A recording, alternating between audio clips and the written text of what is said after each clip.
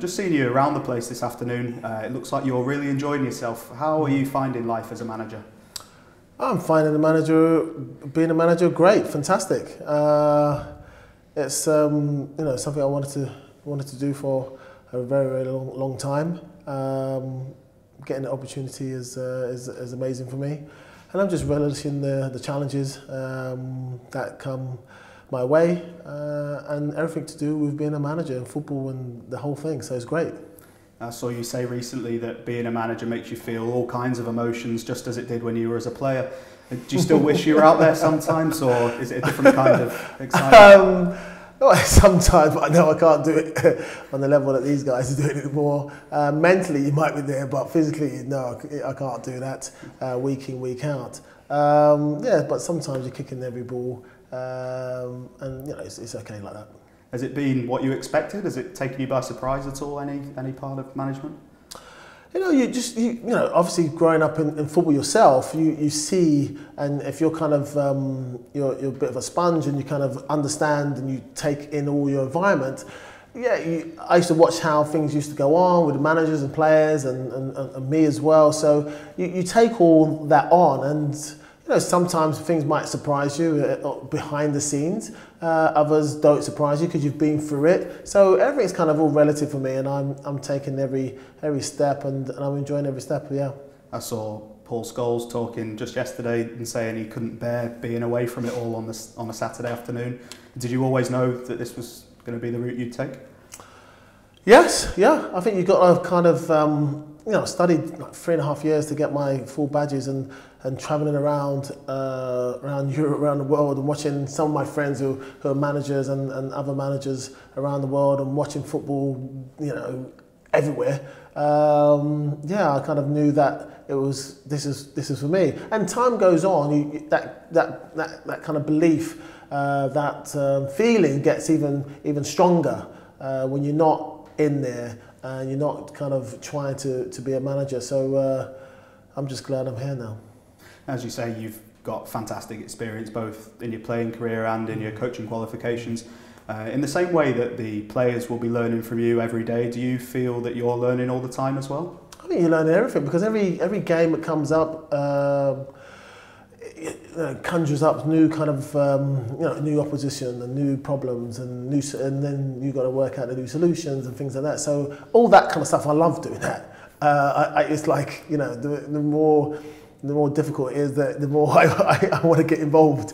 So this is what I want to be, and this is enjoying every moment. I'm working hard, making sure I don't lose a second.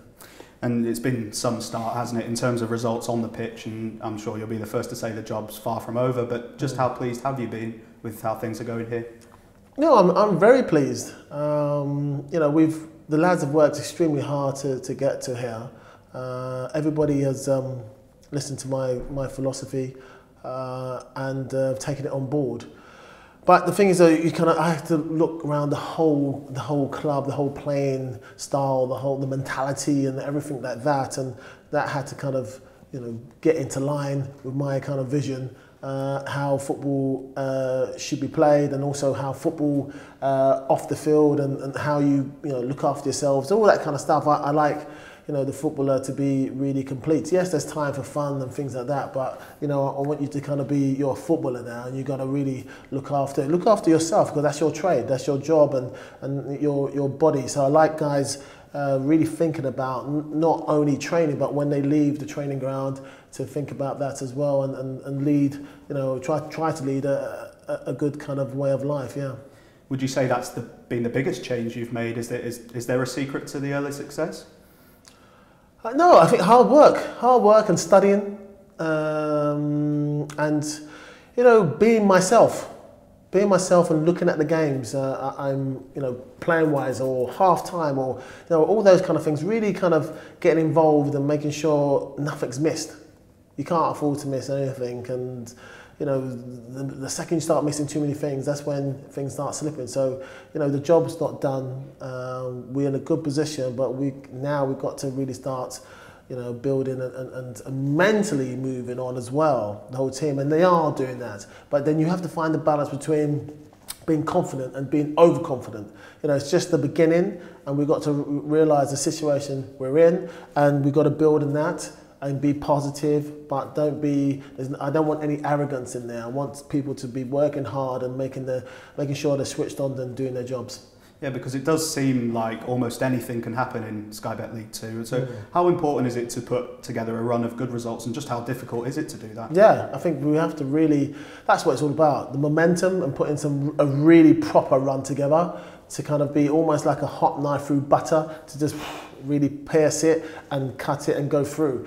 And that's key really. But that's the easily said. But you got to physically do it, and you got to look at the whole scenario and make sure everything is looked at and nothing gets missed, and the mentality is right every time we play whoever we play.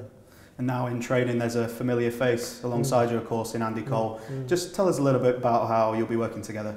Well, Andy, I kind of brought him in for a couple of days a week, just looking at training, what I said, but also really just predominantly looking at the forward-thinking kind of guys. I know defenders can score as well, but I'm just looking at the strikers and the runs and the midfielders who usually get in those kind of positions. So I'm looking at him to kind of sharpen everything up and make their kind of look at their game, look at their approach, look at everything. So repetition is key, and also those golden nuggets that I know Andy can pass on, because he's a fabulous goal scorer. He's won everything in the game. So to have him here is a fantastic, what a legend.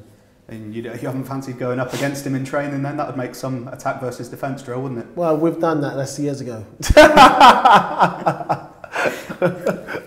And just on the younger players here at Macclesfield, Sol, what kind of advice have you been able to pass down to them? I think it's all about the attitude towards training. Don't lose a second out of training. Take it all in. I don't want guys wasting their time. You've got plenty of kind of free time away from the ground. We train an hour, hour and a half, 2 hours.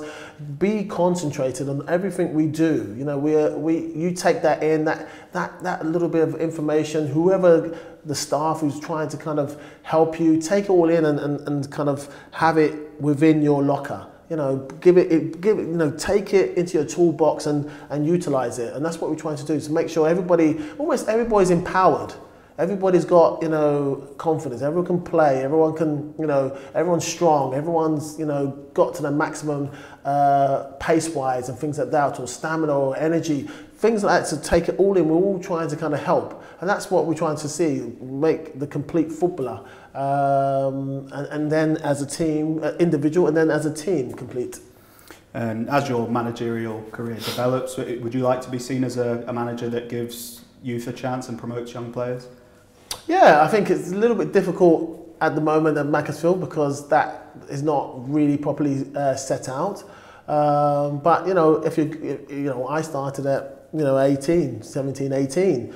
If you're young enough, you're good enough. And I'm sure you'll agree there's a lot of talent at this level. Is it just a case sometimes that these players need to be given the initial chance? Yeah, I think we're in a situation that it's a little bit different because we haven't got that. That's in play. So we're kind of utilising what we've got. And then there is a type of youth setup, but it's not completely kind of sorted. So it's quite hard to find out who's coming through. It is what it is at Macclesfield. They're trying as hard as possible. So, but if as I said, young players, if they're good enough and they're young enough and they want to play, I'll always give them a chance. That's what it's all about. I had my chance to play for first team, but I had to work hard. You've got to work hard to kind of show me something so that I can trust you to say, I'll give you a chance. And that's what it's all about. Work hard at your trade, love your trade, love football, and work hard to kind of get that chance. When that chance comes, you kind of relish it and you take it, you don't let go, and you see how far your career can go. When the spotlight's on you and there's a pressure to get the results every weekend, is there an element of mental strength that you need as well as the expertise in doing this job? Yeah, you have to be. I think you have to be, whatever position you're in as a manager, you have to have some type of mental strength. Obviously results help, but you gotta have some type of mental strength because it's very demanding. You know, it's not like you're playing football, you can kind of play and then you finish and then you're at home. It continues. You've got to plan what you saw in that session, then you've got to see what we're doing tomorrow, and then you've got to see the opposition and things like that. So there's a lot of stuff you've got to do, and also you've got to manage that as well to make sure everyone's in place. So if you're that way inclined, it's easy. If you're not kind of good at multitasking, you can struggle as a manager. And here, because I haven't got so many people to kind of, there's a lot of balls going up and down.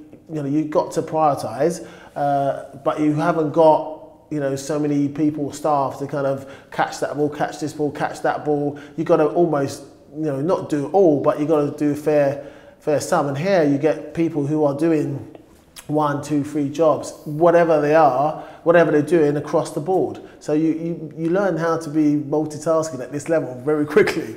Do you like that environment? The fact that everyone sort of mucks in? Yeah, you get in together, everyone's mucking together and everyone's invested. And that's key.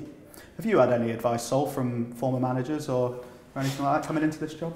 I think for me, that there's you always get advice and you take some of it and you take on board.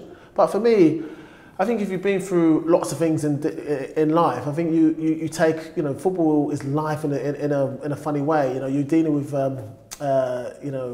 with footballers who have their own lives, and you've got to deal with that. And I'm not saying you've got to be like some kind of psychologist, but football's more complete now. So you got to. And for me, I've had a life that is very varied, and I can take that on board and also see players from different backgrounds, and that's key as well. So you take that all on, and that's how I feel you become be able to handle it and become a complete manager. Because now you have to be a complete manager. You've got to understand different kind of levels of almost not society, but almost different levels of the human being.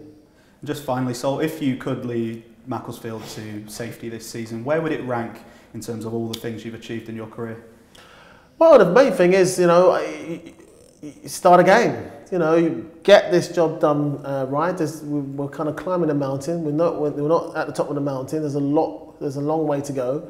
And for me, that's just almost a personal achievement. But I'm not thinking too far ahead. It's all about getting it done right and building. And and fingers crossed, things go well, and we have a great pre-season next year. So we can't count our lucky stars now. There's a lot of hard work to go. We've got to continue this way and get on a proper run and work hard.